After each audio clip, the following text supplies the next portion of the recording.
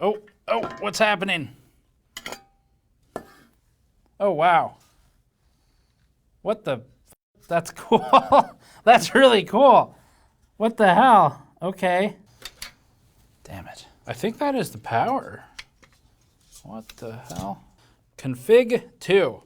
That's interesting. Okay. Let's find a strong inductor. I need a structural inductor to pull on.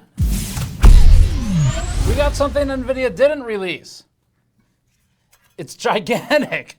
This is an unknown cooler of unknown origin with an actual functioning GPU in it, and you can see clear through it, which means the PCB is not where the PCB normally goes. The PCB is here. It's flat. Don't show that side. It has the sticker on it. It's flat, and don't worry about it. And on the bottom, the GPU PCB ends up actually parallel with the motherboard.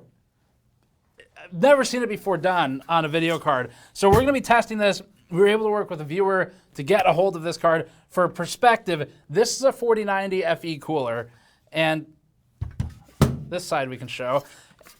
And this is them stacked on top of each other. The prototype cooler is huge. It's actually bigger than the EVGA Unreleased, not a 4090.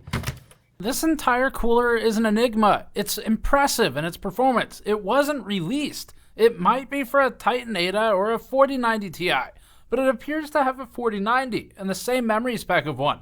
We think this was a prototype test vehicle for NVIDIA, and the extremely tiny, extremely dense PCB with 100% flow-through area deserves exploration. That's why we did thermals. We're also gonna do, why am I yelling? We're also gonna do testing in our hemi-anechoic chamber, which is very quiet. And this is the Schlieren parabolic lens. We've used this many times, and it's for special situations like this. As you can't see, we're currently looking at the air density gradient. As I film this right now, I actually don't know exactly what GPU is in here, and so we're gonna open it on camera. We've completed all of our thermal testing. I have a pretty good idea of what it is, and I think it's gonna boil down to the story, is this cooler? It's pretty heavy. Don't show that side. We brought you this video with store.gamersnexus.net, and all of our in-depth testing is funded by the audience. Our brand new limited edition Disappointment Tour 2024 t-shirts are on the store now with an oxidized waterfall of sand on the front in an, actually fittingly, FE hourglass design that's been rusted through by the Intel CPU that sits inside of it. It has overgrowth, and then on the back, we continue that overgrowth theme with the 2024 featuring a CPU-shaped zero and a whole lot of disappointments for the year in computer hardware. These are available in 100% cotton and a highly breathable tri-blend, and you can also grab the dice kits on our store, like our e-waste inductor dice, which have actual inductors embedded within the dice kits, and our Snowflake the Cat dice. You can grab all of that and more to support our work directly and help fund our in-depth testing efforts and our reporting on store.gamersnexus.net. Thank you for your help. So this is the stage the card will be in a few moments. We're gonna get to the teardown right away, but the background to this is the user who came into possession of this card originally offered it to us, I think like 2 years ago or a year ago or something, a long time ago. It was a long time in the making. We finally got it. It has appeared on Reddit. It's appeared on all the rumor and leak sites over the years. And it's been called mostly a 4090 Ti or a Titan Ada, and in the very least, a test vehicle for cooler design. So it's a very unique piece of hardware, and it is a prototype. Now, we don't know specifically what the GPU is on this because it doesn't carry the normal branding, but we can look into it today. Okay, so now we get to the fun part. All of the testing is already done, but we're gonna move this forward in the video because it's the most interesting. I need to know what is in this video card. So we're gonna disassemble this. I have not disassembled one of these before. I have zero guidance. There's no guides on the internet. We're gonna learn this together. And the most interesting thing we'll show right now. So inside of this card, can you see it, Vitaly?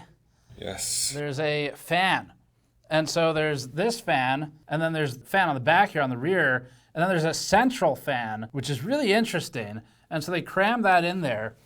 And you know, I just remember noticing that at first. I was like, oh, okay, cool, there's 3 fans. I was like, wait, what? Where's the PCB? Here, it's flat. And so I think it probably stops about here. It connects to this. The PCIe slot is actually metal, so it's not just PCB, which is really interesting. And I think that's probably because they have to make a turn. They're making like a 90-degree turn or something from the flat PCB on the bottom. It's just a piece of metal, and then it's got the gold pins on it. So really unique design.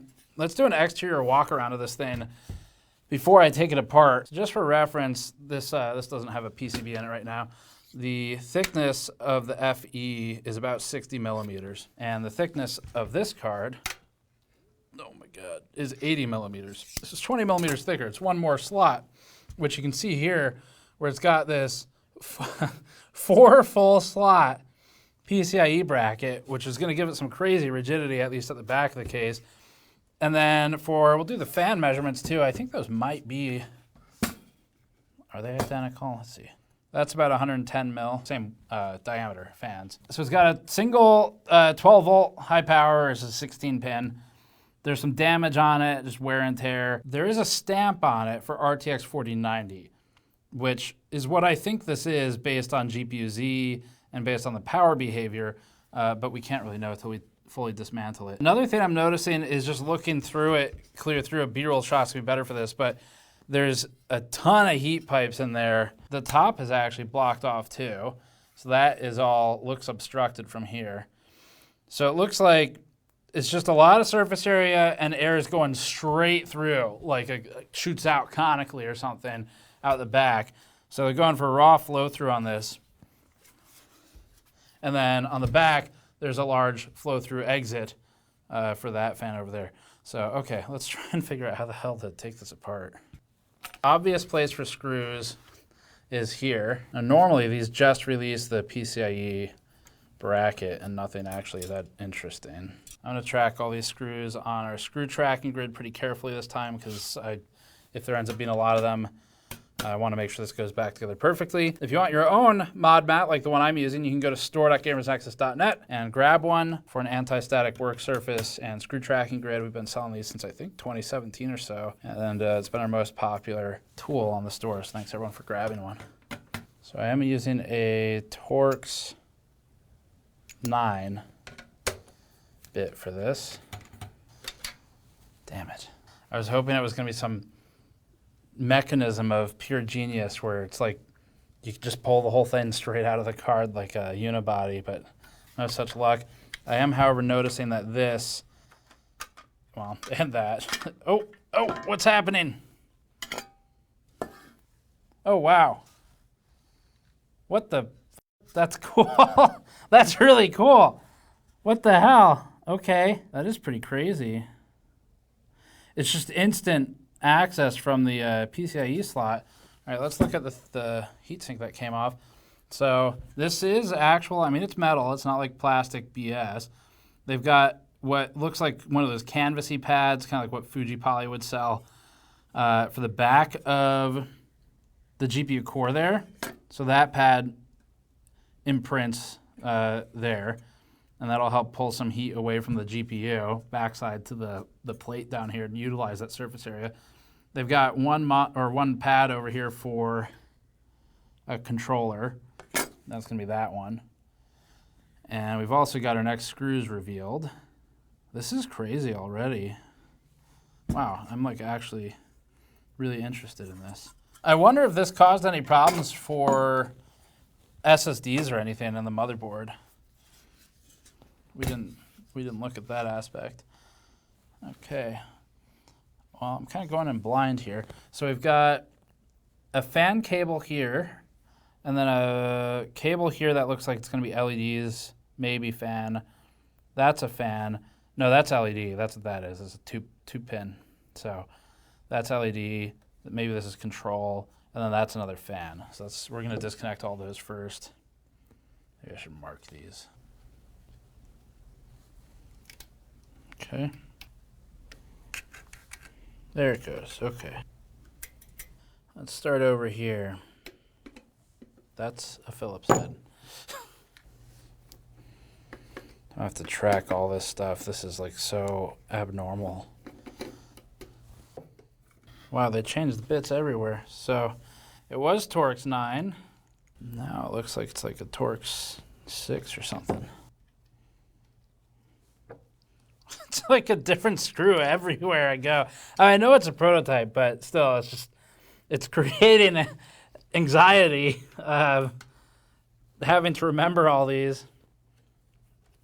These two I just pulled out are slightly different. The same bit size. I can see there's a loose board in there right now. When this one comes off, something might fall in. We'll see. Okay, so I think now we take the, I mean, that's going to be like what the actual cooler is. I'm interviewing Malcolm from NVIDIA, the thermal engineer, in 2 days, and he doesn't know I'm doing this right now. And I am going to ask him questions, and PR is going to be very nervous. All right, so a leaf spring retention, that's actually kind of bulked up down here. So, I mean, they're doing a lot of really small changes in places and then some really huge ones, but this is one of the nicer retention mechanisms I've seen on a GPU. Config 2, that's interesting, okay. So this, you can see there's like basically wires. I can't tell yet if it's a PCB or wires here that all the traces are feeding into, and then they're making that 90-degree turn. So we're gonna have to try to figure this situation out.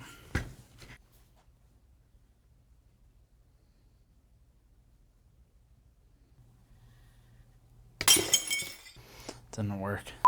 Normally you can kind of push on things to figure out where they give. Oh. Okay. That's promising, so that probably pops up. Nope. Okay, maybe not. Someone was trying to open it here. Like, I'm just realizing I can use the forensics marks they've left for me. This is someone's pry damage, that's what that is. That gives me a little bit of a clue. Either they were completely wrong or that is where I need to be.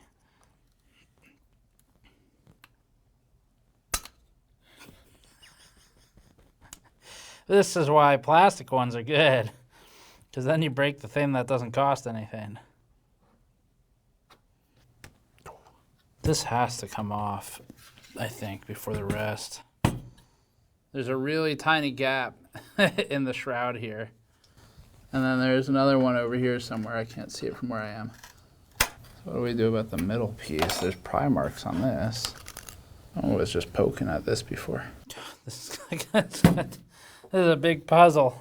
Where were those other, there's screws somewhere, right? Aren't there two screws somewhere? There's these two screws.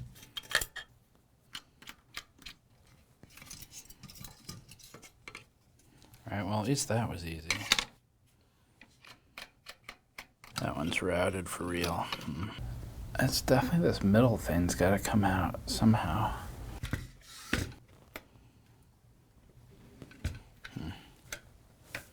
Not really an area that feels particularly good. Oh, maybe. There we go. Okay. All right, let's see if we broke anything. Oh no, it needs to go like up and back. Just find a strong inductor. Structural, I need a structural inductor to pull on. It's only under it by like millimeters. I mean, clearly someone was prying here because this is beat up. That doesn't feel great. Is it stuck on it? Right. Oh yeah, right there. Yeah, I think this thing has to come out. This inset part of the shroud. Jeez, smoke. All right, so I took a quick break and I asked Patrick to help. And after a lot of similar tinkering, he eventually narrowed down using a dental pick to hook the underside of the central X, which I've currently left a little bit propped up. And that's held on with magnets. Now another way I guess we could do this is, let's just pretend that's fully down, would be that. So we're back to the NVIDIA 30 series of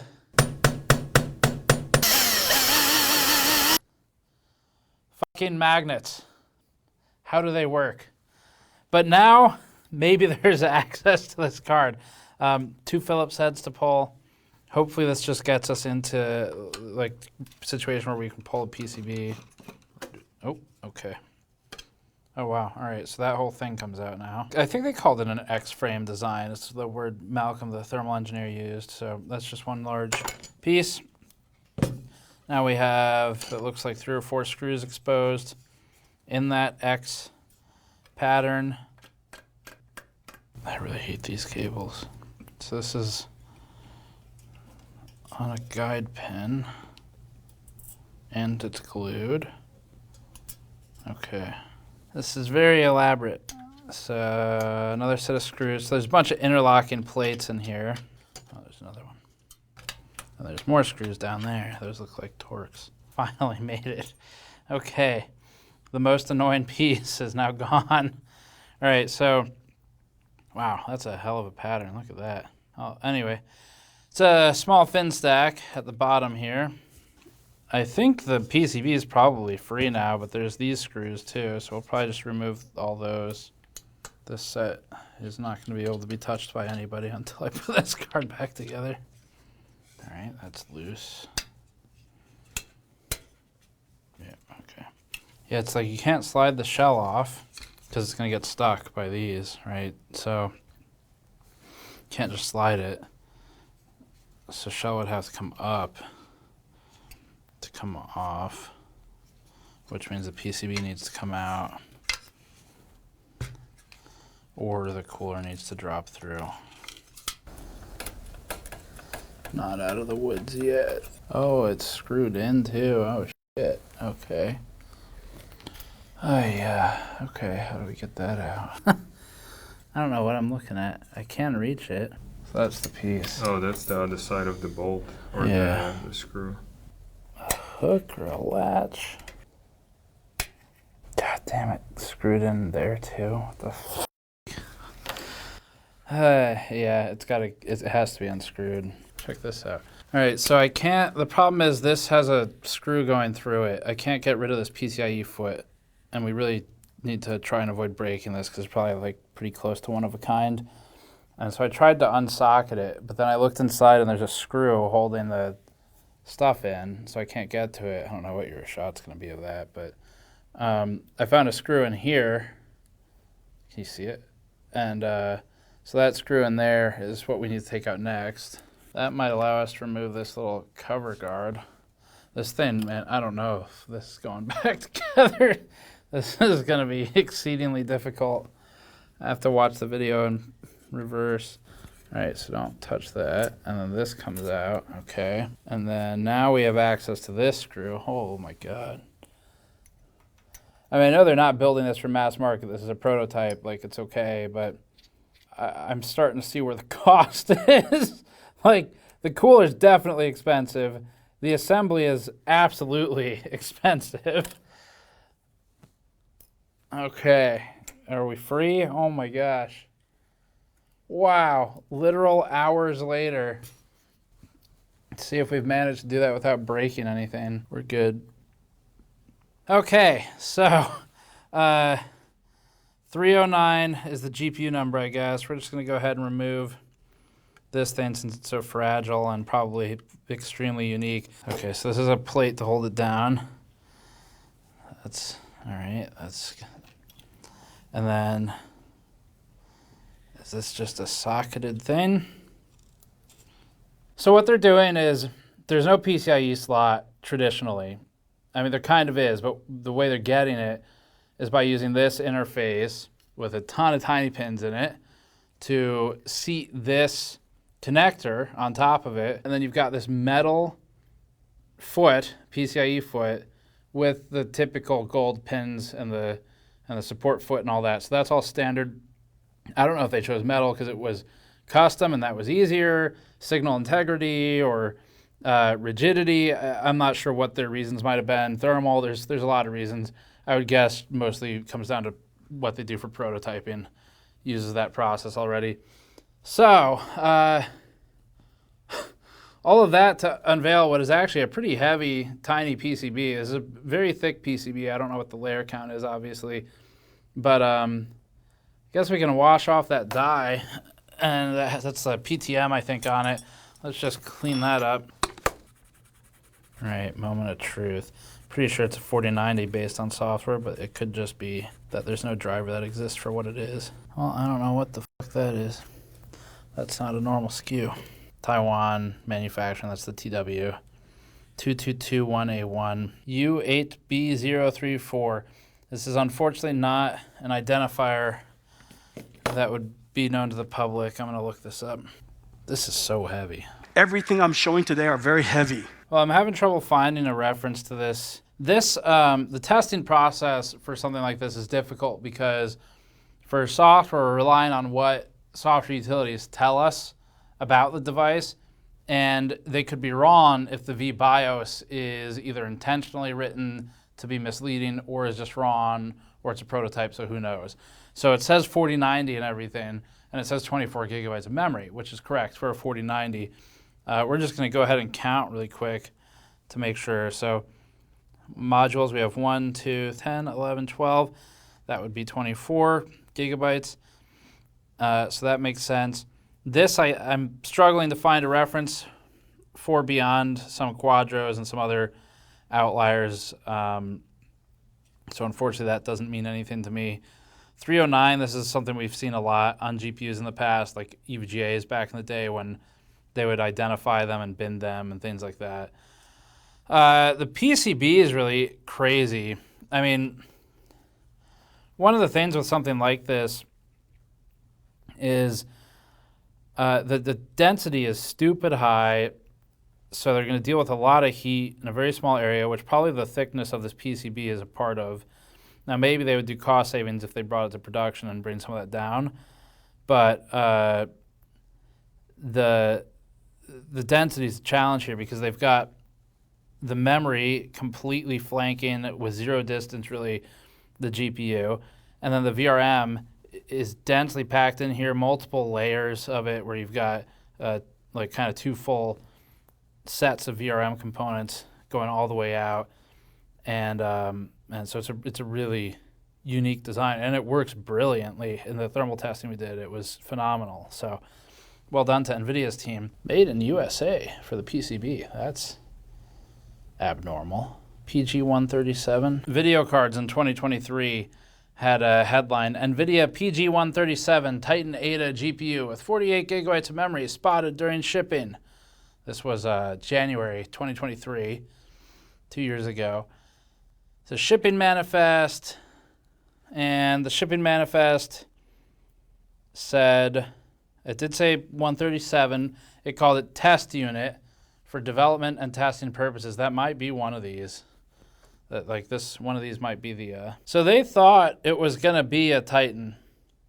I mean, they say this could mean that Titan is not blah, blah, blah. If this is a Titan, the only way for me to know is going to be if someone at NVIDIA sends us an email to tips@gamersnexus.net with a VBIOS that would work on this, that we would keep secure. Because otherwise, it is currently flashed as a 4090. If it is or isn't a Titan, I really have no way to prove it at this time. As for the memory, we could look that up and see if it's higher density.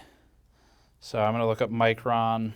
It is GDDR6X, 16 gigabit packaging, 8 bits in a byte. Yeah, it's 24 gig, so it's not 48. So these are 2 gigabyte modules, and there's 12 of them, which probably makes it a 4090. But that's okay. It's still, the PCB is probably usable for the Ada or the Titan Ada or whatever, and that's probably where they got the naming. It performs so insanely well, and what we're looking at here is a gigantic nickel-plated block on the bottom that's kind of stupid thick, you can see here. Oh, there's a screw. I can't see what kind of screw it is. I have 5 maybe. Nice. GN driver to the rescue. You can get these on the store too. Wow, that's Big expensive piece of aluminum is what that is. This has seen some stuff. So, all right. They've got the Mylar in here holding down all these different cables, some glue of varying types. So there's a wire. This runs up and in. That illuminates this LED. That's an LED. That runs and plugs into the back of the PCB. I think that is the power. What the hell? Yeah, that's the power right there. So 12 volt high power. And then that's feeding to these fat wires. They're pretty rigid. So you've got these two large ones and then some sense pins in the middle, 4 sense pins. So actually this, I think, is the sense pins on the 12 plus 4. It is 4 of them. And then that's your 12 volts. Well, one of them's 12, one's ground. Like, I wonder how much this was an intentional solution for power and how much of it was we have to do this, we don't have a better way to get the cord to the PCB or something. This thing is actually like really crazy engineering. I'm genuinely impressed. I've always been really hard on NVIDIA's coolers because they typically are just not as good as partners. They've gotten a lot better. They've been really competitive, which is scary for partners for a lot of reasons, but this is genuinely insane. It's huge. That's a problem for a lot of cases, but most people don't use those PCIe slots anymore, so wild. Nope. So there's the pristine central fan. Bunch of screws in here if we wanted to take that 12 volt high power out. Yeah, there's heat pipes everywhere. That's why it's doing so well. Okay, so this is genuine. I'm like actually really impressed. This has been a lot of fun. It's been frustrating in some ways, but not in ways that matter. If this were a retail product, I'd probably have complaints about making it easier to open up or something. It's a prototype. My best guess is this. A couple things. So you could flash a VBIOS onto a card and call it anything you want, especially if you're NVIDIA. So I think it's a 4090 based on every piece of evidence we have. The low clocks are a little suspicious, but if it's a pre-production prototype, that might just fit. And regardless of what the GPU is, this does appear to me to be a test board possibly for some other card that didn't come out. And the cooler is obviously, it's a real test platform that they were working on. It's very impressive in the cooling, as you'll see in a little bit. There's not really wasted space here. It's a weird spot to be in, because normally I look at NVIDIA coolers and it's just criticism after criticism after criticism. And even if they work pretty well, normally there's just a lot of stuff that's kind of at a consumer level. You look at it, you're just like, this is just kind of wasteful or dumb or hard to maintain or whatever, and there's partner models that can do it better, often for about the same price. Now that has been happening less over the years. The 40 series, that was much less true, where the 40 series, NVIDIA managed to really kind of fix a lot of those problems. This, yes, the disassembly was challenging. The thermals are pretty unbeatable for air, and there's no wasted space here. It's all cooler. So it's like, what was it, 4 or 5 slots or whatever of just cooler. There's not a bunch of plastic bullshit appendages that waste space and don't cool anything. In terms of things like the heat pipe count, if we just count down one side here, 1, 2, 3, 9, 10, 11, it's going to be similar, the same over here. I'm not sure exactly where they terminate or if there's any that are routed in there that I can't see the end of. It is a lot of heat pipes, and it is the most I've ever seen where they've got them in this like columned approach, like pillars, straight up and down.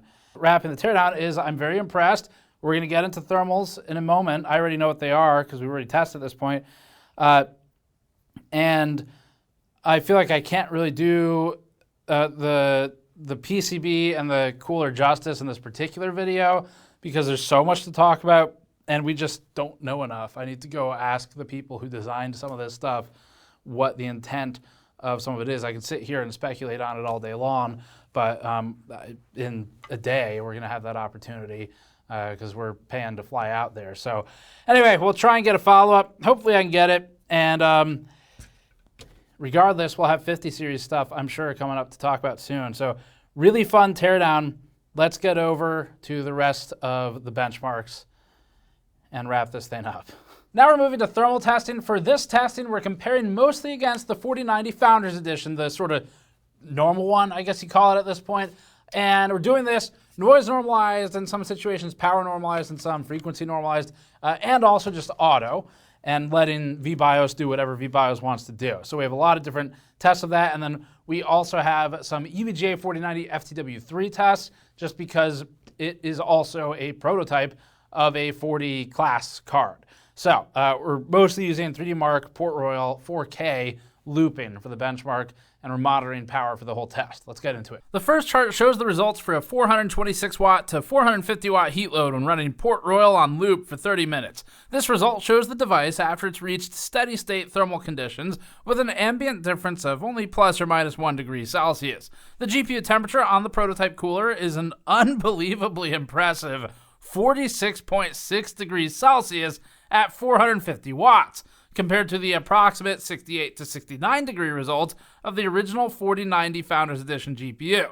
This is a 21 degree Celsius reduction against the final card, which isn't something we've really ever seen before in an air cooler. And really, to emphasize here, we have not seen a temperature improvement this drastic on GPUs without going to liquid. With liquid, yes, but not like this. NVIDIA cooked up something very impressive with this prototype design. The hotspot temperature was 52.2 degrees on the prototype for a delta against the 46.6 degree average of 5.6 degrees Celsius.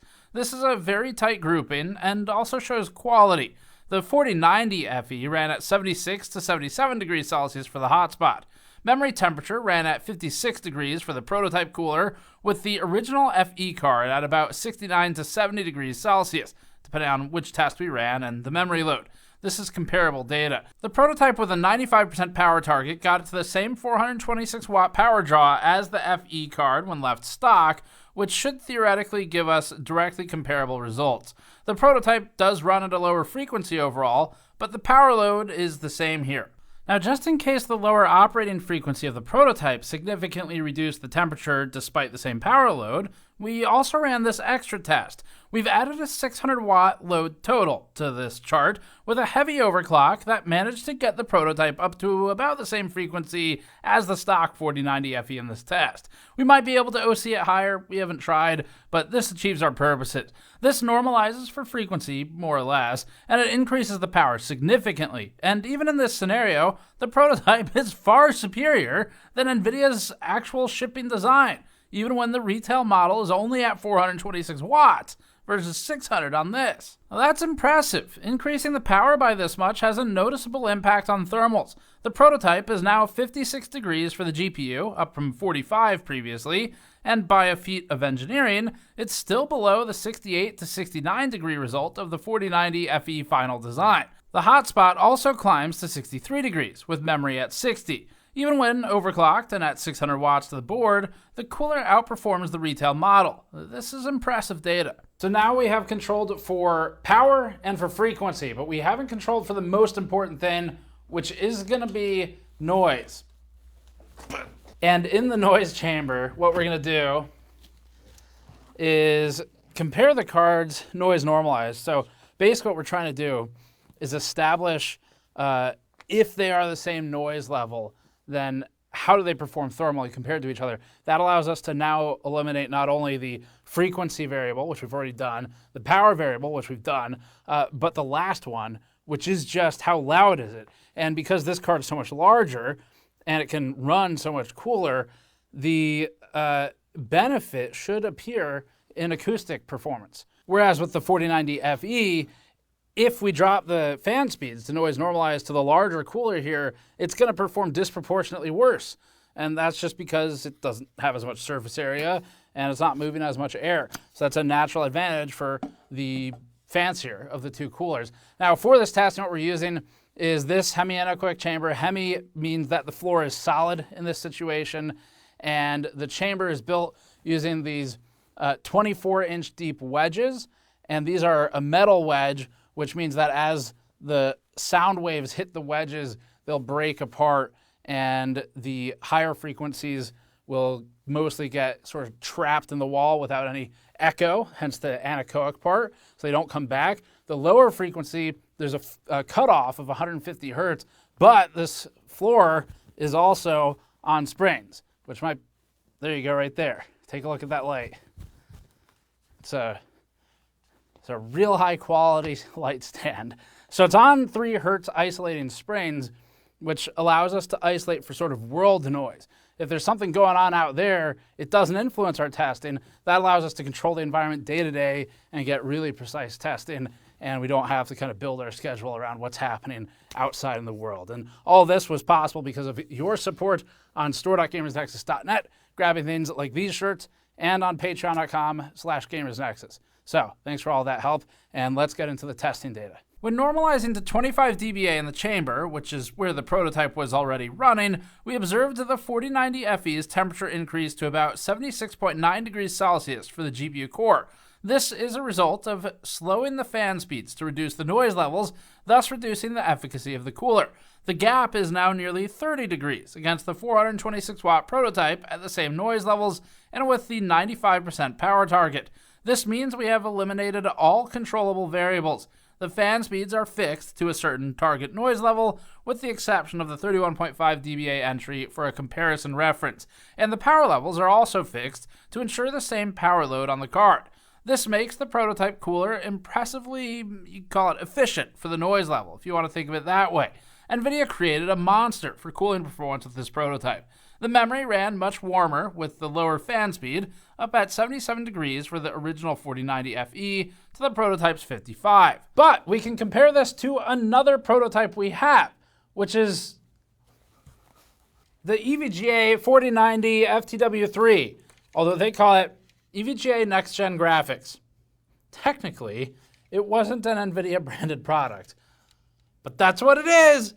We reviewed this a while ago, did a teardown on it. Really interesting and unique card. It was the last thing they made in video cards. They made about 20 of them, and it is a huge cooler. We're doing the same round of testing. Here's the numbers. Now we're back to the auto fan speed chart. EVGA's card was impressive and did defeat the 4090FE at the same power level when left to auto fan controls. The EVGA 4090 FTW3 prototype, which is our name for it and not theirs, did exceptionally with memory cooling as compared to the 4090FE when tested using thermocouples, with the prototype still holding a 6-degree lead. EVGA's performance here was impressive though. This chart shows the frequency spectrum of the prototype at 25 dBA, or its auto setting, the 4090FE at a matched 25 dBA, and the 4090FE at its auto setting for the same workload, which was 31.5 dBA. The prototype had several areas of high spikes. There's a relatively large spike at 128 Hz, although technically below our chamber cutoff. This seems to be real. There's another massive spike at 275 Hz, one at 416 Hz, another around 1000 Hz, then 3 more at about 1500, 1700, and 1900 Hz. Although overall quiet, this prototype isn't as gradual in its ramp and deramp of the frequencies as we see on refined finals. Adding the FE at the same noise levels, we actually get something pretty cool. The spike in the 128 Hz range happens again, showing us that this is real behavior. The spike at 270 Hz also repeats, also slightly shifted. Some spikes are trimmed, like the 3 at 1500, 1700, 1900, while some are gained, like a new one at 674 Hz. Overall, the profile on these is similar, but shifted about 5 to 10 Hz to the left in some of the spikes. Noise levels in the higher frequencies are also down overall. Adding the 4090FE with its auto speed, which runs louder, the entire profile shifts up for the noise levels. We can see the spikes shift to the right and toward higher frequencies, as the fan speeds are higher, which typically correlate with louder high frequencies. Just to check on the performance, we also ran some gaming tests. If the card is a 4090, we'd expect it to be the same as a modern 4090 or slightly worse. In Black Myth Wukong at 4K with FSR quality and RT enabled, we found the prototype 4090 to run at 62 FPS average against our recently tested 65 FPS result on the Cybertank model 4090. These are pretty close considering one is a prototype and one's retail. It doesn't appear to be some magically superior model. There's about a 5% gap here. In Dying Light 2 at 4K, the prototype performed notably worse and measured at 82 FPS average to the retail model's 92 FPS average. This gives the retail unit an advantage of 11%, which is much larger than what you'd see card to card from something like a pre-overclock. The prototype is simply running below any other RTX 4090 frequency that we've seen here, which isn't a crazy thing for a prototype to do. Next is Dragon's Dogma 2 at 4K and with ray tracing enabled. In this test, we saw the same pattern. The retail model is about 11% higher frame rate than the prototype card. We can stop the game testing here because we've established a pattern that shows that we might just have a pre-production test board, and as a result, it doesn't perform as well as the retail model, which isn't that surprising. But it does answer that, at least with the drivers we have from public drivers, it's not some mythical 4090 Ti.